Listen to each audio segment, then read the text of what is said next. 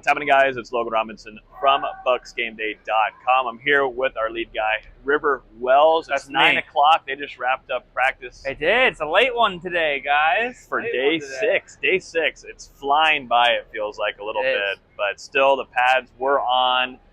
I would say, overall, offense is kind of just in a trend right now of just, I don't know. Yeah. Like a little bit of a slump. They're kind of stuck right now. They haven't been performing well the last 2 days. Struggled a little bit today. We saw them in 11v11s, and I think most of the day was red zone work. Wouldn't you say? Yeah, there was. I'd probably say. But 2 interceptions on the defensive side. We have Benjamin Morrison make a great play. He got by Mike Evans in the first play of 11v11s. Baker Mayfield dropped the ball right in between him and the other corner in coverage. And then the very next play, he read a pass and got a pick. So big on him. I'm going to include him in my 3 takeaways from training camp, which will be published after this video, so take a look at that. And then Bryce Hall in the corner of the end zone back over there had another one too. Offense was just having some trouble. Baker Mayfield was running down the middle, and he just lost the football out of nowhere with no one around him. It was one of those days for the offense, so they're going to want to have a bounce-back day coming up within these next few training camp days in the heat because they need one. Yesterday it was a little sluggish, probably because it was 6 quadrillion degrees outside. Yeah, it's hot.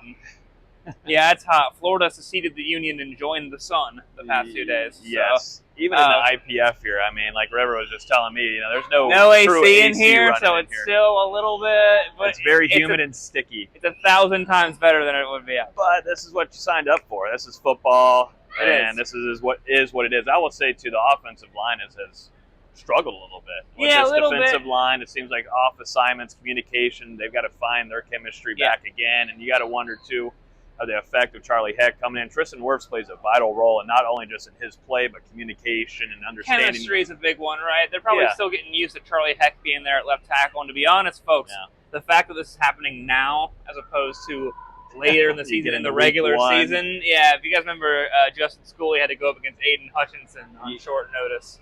That didn't go so pretty. Well. No, it didn't. No. So I think it's good that they're out here doing this, and they've got quite a few more days of camp to go to kind of get that chemistry together, and then they'll practice after that, and hopefully they can kind of grow into their own with Charlie Heck, and then by week 5 maybe we'll have Tristan Wirfs back and ready to go against the Seattle Seahawks. And I wouldn't say it specifically on Charlie Heck. I mean, you've got guys from the inside. Elijah Roberts has been one rookie defensive lineman who's been really dominating whenever he gets his chance. But it's not specifically on Heck. It's just overall. Yeah, it's just the overall the chemistry of the room and the unit, and those type of things are important. So it's affected a little bit of Baker's play. I'm not saying, though, where Baker I would say where his throws, they just haven't been on the money. There's some where he had a deep ball to Jalen McMillan who was wide open.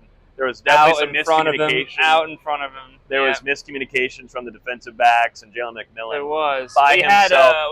We have one second team play where Jose Ramirez, Kyle Trask snapped it, and Jose Ramirez just walked up to him because either he didn't put protection up or some lineman didn't know where he was going to go. Literally just walked up and just tapped Baker Mayfield. So they got some work to do, and again, I wouldn't sound the alarms on necessarily. I think there's definitely some growing pains with Josh Gazard at OC with Charlie Heck in there.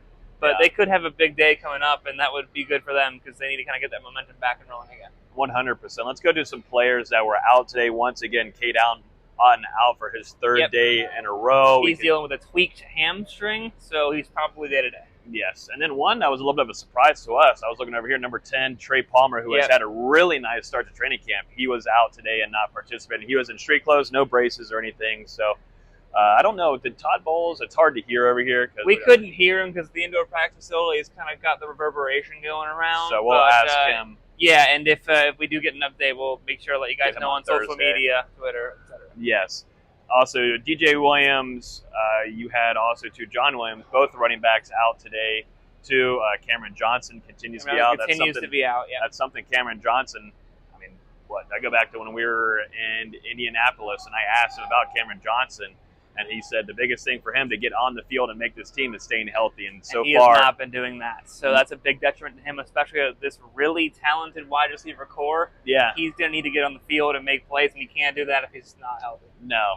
I want to mention two guys that I feel like have been consistent throughout this camp so far. Now that we're 6 days through, I think Devin Culp is one that is going to be a playmaker in this offense moving forward. And that's really nice when you can match that in tandem with Cade Otton, who also, when he's healthy, is a really impressive tight end. And to that point, Devin Culp has looked good. He's in the right places. He's coming down with hard catches. Yes. Payne Durham, by my count, that's 3 drops he's had so far in camp. He had 2 tonight.